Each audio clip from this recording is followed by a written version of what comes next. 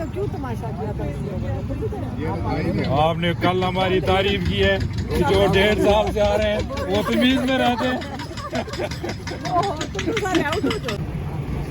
इमरान खान की बहनें जो हैं वो इस टाइम खान साहब से मुलाकात के बाद आ चुकी हैं। नाजरीन, ये मनाज़र आप देख सकते हैं अडयाला जेल के बाहर के खान साहब की बहनें जो हैं वो खान साहब से मुलाकात के बाद इस टाइम बाहर आ चुकी हैं। आपको प्रेस टॉक होगी तो ये आप देख सकते हैं कि खान साहब की दोनों बहनें जो हैं वो इस टाइम आ चुकी हैं मीडिया टॉक के लिए।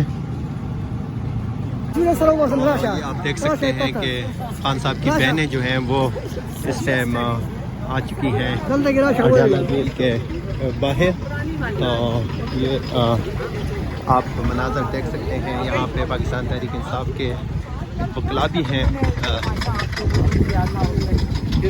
वो आए थे वो जो इन्होंने किया था, शोर मचाया था आप लोगों ने उस दिन जब आए थे, जब सजा नहीं आए थे। नहीं वो उधर से आए। कैसे उस दिन तो हमने कोई नहीं आपने तो कोई नहीं। वो लाए गए थे, वो लाए गए। नहीं मेरी बात का क्यों तमाशा किया था इस लोगों ने? आपने कल हमारी तारीफ की है कि जो 1.5 साल से आ रहे हैं वो तमीज में रहते हैं।